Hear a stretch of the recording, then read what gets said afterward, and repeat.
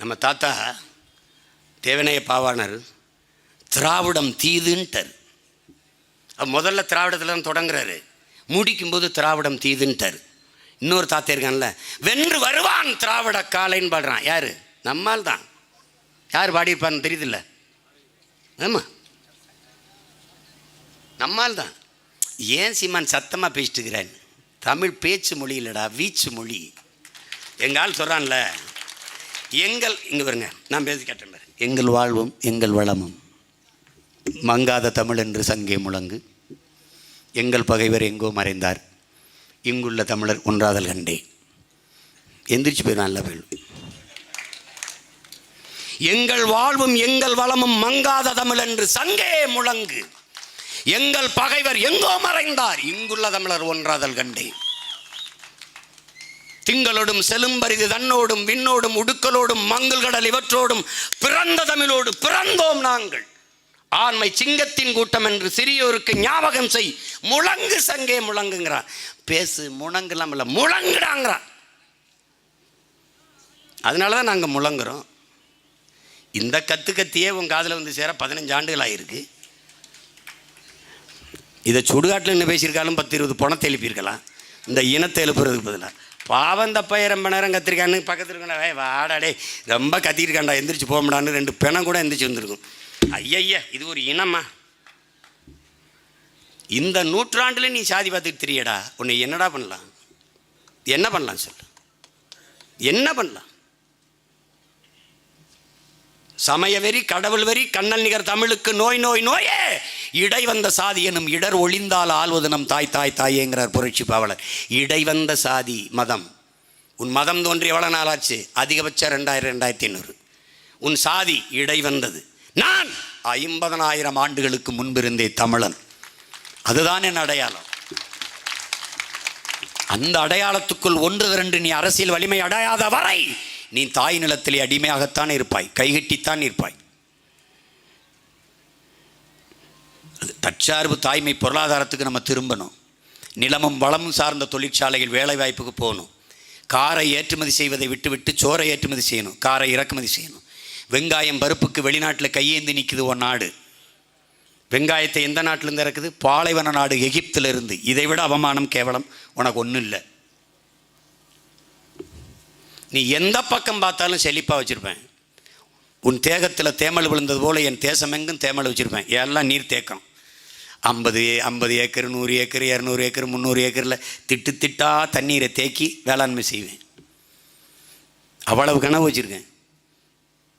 நீ நினச்சி பாரு, தக்காளி 1000 ஏக்கரில், அங்கே தொழிற்சாலை பெரிய கட்டணம் கட்டி சென்றீங்களாங்கிறது. சீட்டு, தகர சீட்டு, குளிராமல் உள்ள தெர்மாக்கோல் சீட்டு, ஏசி. என் பிள்ளைய வேலை செய்யும்.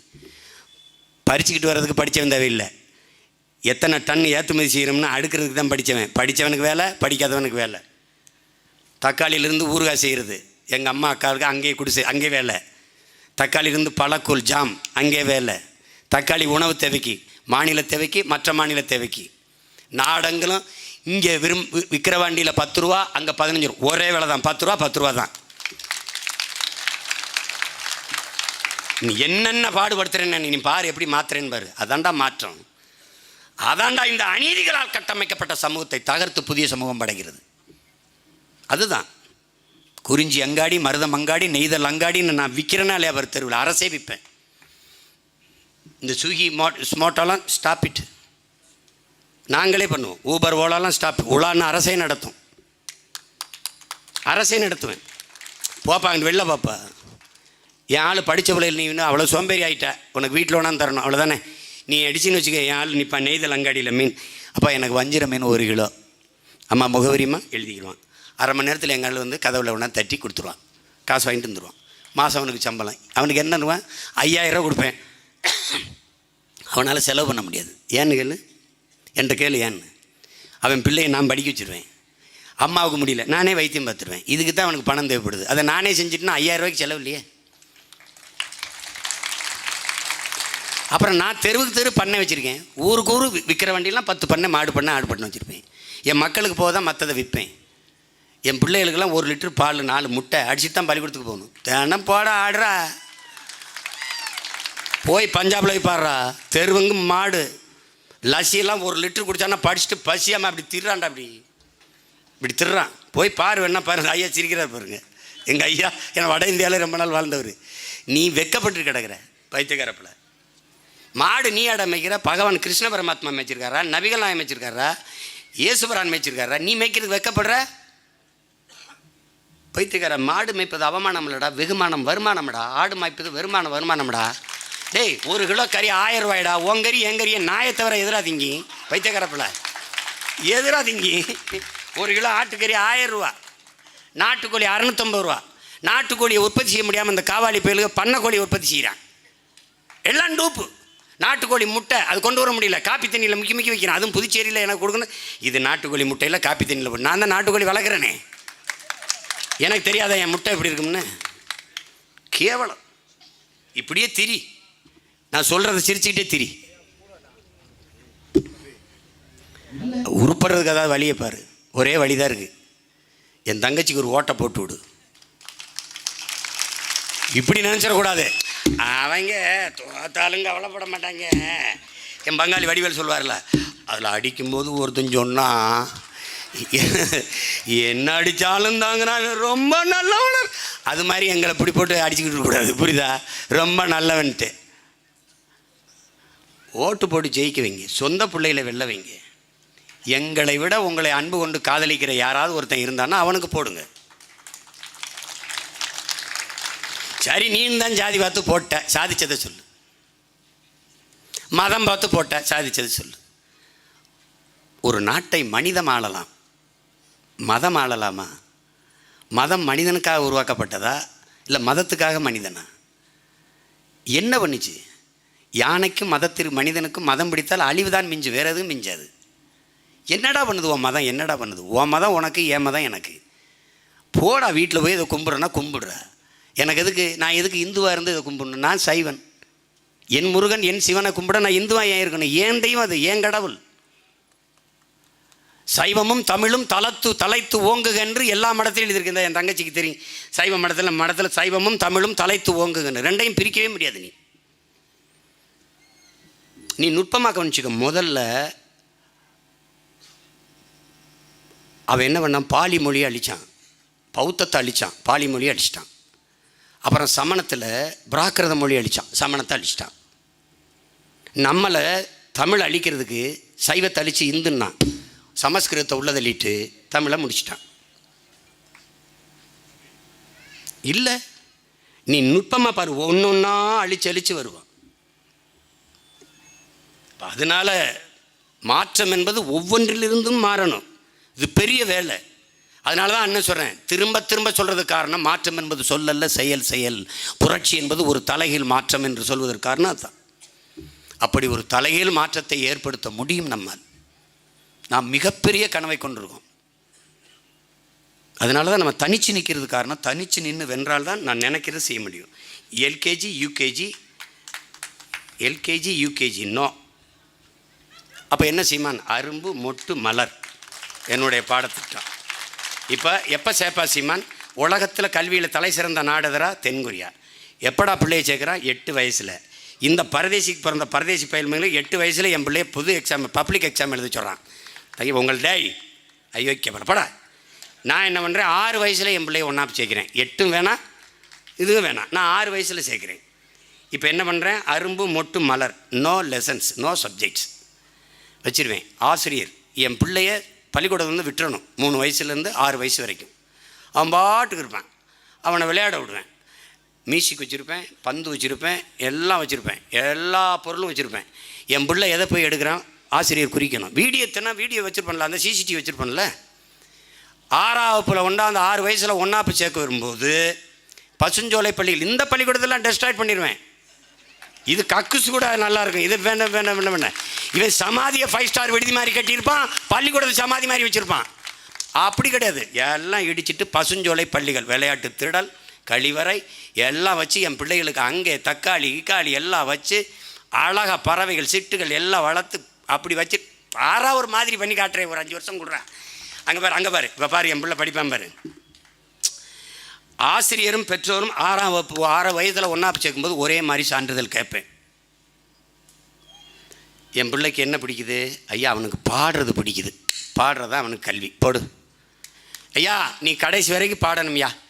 அருமையான பாட்டு வாத்தியார்களை வச்சு, இசை மேதைகளை வச்சு இசையை கற்றுக் கொடுத்துக்கிட்டே இருப்பேன். தமிழ் பாடம், இங்கிலீஷு பாடம், வரலாறு பாடம், அறிவியல் பாடம், புவியியல் பாடம், எல்லாம் துணை பாடம் தான். எல்லாம் கற்றுக்குருவான். எல்லா பாடத்துலையும் தோத்துட்டாங்க. பாடுறதுல சிறப்பாக இருக்குங்க, பாஸ், ப்ரொமோட். அதில் தோத்துறக்கூடாது, ஃபெயில் பண்ணிடுவேன். ஏன் இது நான் சொல்லலை, வீரத்துறவி விவேகானந்தர். ஒவ்வொரு மனிதனுக்குள்ளும் தனித்த பேராற்றல் மறைந்திருக்கிறது, அதை கண்டுணர்ந்து வெளிக்கொணர்வதற்கு பெயர்தான் கல்விங்கிறான். அதுதான் என்னுடைய கல்வி. இப்போ புரியுதா? நீ எங்கள் ஐயா இளையராஜாவை விட ஈடு இணைற்ற இசைமேதை இந்த உலகத்தில் இது வரைக்கும் இருந்திருக்கானா? இருக்க போகிறானா? இல்லை. தம்பி என் அருமை சகோதரன் இல்லை ஏஆர் ரஹ்மானை விட இருக்கானா? இல்லை. சச்சின் டெண்டுல்கர் கூட சாதிச்சவன் இருக்கானா? எங்கள் ஐயா நடிகர் திலகத்தோட புகழ் பெற்றவன். இந்த பாரு, உலகத்தில் நோபல் பரிசு பெற்ற அத்தனை பேரும் ஒரு துறையில் மேதையாக இருந்தவன் தான். அப்படி தான் எங்கள் ஐயா அப்துல் கலாம், அப்படி தான் மயில்சாமியனைத்துறை, அப்படி தான் இந்த நாட்டில் சாதித்த எல்லாரும் அப்படி தான். ஒரே ஒன்றில் கூர்மையாக ஃபோக்கஸ் பண்ணவன் தான். அப்படி தான். அதை தான் நீ செய்யணும். எங்கள் அப்பா இளையராஜாவை பாரதி ராஜா மாதிரி படடுன்னு சொல்லக்கூடாது, எங்கள் அப்பா பாரதி ராஜாவை இளையராஜா மாதிரி மியூசிக் போடுன்னு சொல்லக்கூடாது. ஆனால் இரண்டு மேதைகள் ஒவ்வொரு துறையிலும் ஒன்று. அவரவர் அந்த தனித்திறன் ஆற்றல் அதை வளர்த்தெடுக்கணும். அதான்டா கல்வி. அன்னை இவருக்கு ஓடுறது பிடிக்குது, ஓடிக்கிட்டே இருறா. நான் தான் முட்டை, பால், சோறு, நெய் எல்லாம் வச்சுருக்கேனே. அவனுக்கு தான் அதை பற்றி கவலைப்படாத. விவசாயம் நான் தான் விளைய வைக்கிறேனே, நான் தான் வேளாண்மை செய்கிறேனே. அவனுக்கு என்ன பசி? சாப்பிட்றா. கீரை வேணுமா கீரை இருக்குடா, மீன் வேணுமா மீன் இருக்குடா, நாட்டுக்கோழி வேணும் நாட்டுக்கோழி இருக்குடா, வேற என்ன வேணும் மாட்டுக்கறி சாப்பிட்றா, ஆடுறா, ஓடுறா. ஒரு உசேன் போல்ட்டு நான் பல ஆயிரம் உசேன் போல்ட்டை உருவாக்கி விட்டுருவேன். அடுத்து என்ன அவனுக்கு என்ன பிடிக்குது? மருத்துவம் படிக்கணுமா? ஐயா மருத்துவமே படியா போயா. பொறியாளரியா. வேற என்ன? இசை பிடிக்குதாயா? இசையே கற்றுக்கையா. தனித்திறன் கல்வி, மற்றதெல்லாம் துணை பாடம். நீ இங்கிலீஷ் படித்தவன்னா இங்கிலீஷ் பேசிட்டா படித்தவன் நினைக்கிற. வா என்னோட மகாபலிபுரத்துக்கு. பாசி விற்கிறாரில் ஒரு தங்கச்சி, அவள்கிட்ட பேசிப்பார். வெள்ளைக்காரனே திணறான். No, this is fix, no bargaining. அவன் திணறாங்க. பாசி வச்சுக்கிட்ட வெள்ளைக்காரி 18 லாங்குவேஜ் பேசுகிறா. கன்னடம், தெலுங்கு, கொங்கினி, உருது எல்லாம் பேசுகிறா. மொழி எப்படா அறிவாகும்? அது லாங்குவேஜடா, நாட்டை நாலேஜரா. ஏண்டா பைத்தியக்காரங்களை இப்படி போட்டு அலையிறிய? கலப்பை கண்டுபிடிச்சவன், தூண்டி முள் கண்டுபிடிச்சவன், கோடாரி மண்வெட்டி கண்டுபிடிச்சவனோட உலகத்தில் பெரிய விஞ்ஞானி இல்லைடா. அவன் எந்த பல்கலைக்கழகத்திலும் பட்டம் வாங்கலடா. ஏண்டா அப்படி போட்டு அறிவுக்கும் கல்விக்கும் குழப்பிட்டு அலையாதரா. சை கர்மம். படித்தவன் தான்டா அதிகமாக லஞ்சம் வாங்குறான். படித்தவன் தான் நாட்டை கெடுத்தான். சொல்கிறான்ல, படிக்காதவன் உழுது சோறு போட்டான், படித்தவன் நாட்டை கூறு போட்டான்னு. தாத்தா பட்டுக்கோட்டை பாடினார்ல, படித்தவன் நாட்டை கூறு போட்டான், படிக்காதவன் உழுது சோறு போட்டான்னு. அந்த கதை தான் இது. அதனால் கல்வி முறையவே மாற்றிடணும்னு நினைக்கிறேன். என் பிள்ளைகளுக்கு ரூபா காசு இல்லாமல் அழகாக ஆகச்சிறந்த கல்வி இலவசமாக கொடுத்துட்டா பெற்றோருக்கு காசு மிச்சம். மருத்துவம் பாட்டிக்கு முடியலை, 90 வயசு இருக்கட்டும்டா, ₹1 1 கோடி வரைக்கும் அரசு பார்க்குதுடா மருத்துவத்தை. நீ போடா. அவள் உன் தாயிலடா, தேசத்தின் தாயிடா, தமிழ் தேசினத்தின் தாயிடா. நீ போடா, பார்த்துக்கணும்டா. முடிஞ்சு. எதுக்கு பணம் செலவாக போகுது? இது ரெண்டுக்கு தான் நம்ம மக்கள் கொட்டி அழுகுது காசை. அதுக்கப்புறம் உனக்கு சாப்பாட்டுக்கு அரிசி கவலை இல்லை, காய்கறி கவலை இல்லை, ஏன்னா நாமளே விளைய வைக்க போகிறோம். அப்புறம் பூமியின் நீடா செத்த பிறகு சொர்க்கம் தேடுற, வாழுகிற பூமியை சொர்க்கமாக படைக்க முடியும் நம்மளால். விவேகானந்தர் சொல்கிறார்ல, உயிரோடு இருக்கும்போது சோறு தராத சாமி, செத்த பிறகு எனக்கு சொர்க்கம் தரும் நான் எப்படி ஆசை நம்புறதுன்றார்ல. அதெல்லாம் வேற. வாழுகிற பூமியை சொர்க்கமாக படைப்போம். இன்னொரு தலைமுறை, நமக்கு பின்பு வருகிற தம்பி தங்கிகள், அவர்கள் சந்ததி வாழ்வதற்கான பூமியாக இதை வைத்து விட்டு போகணும். அதுதான் மாற்றம்.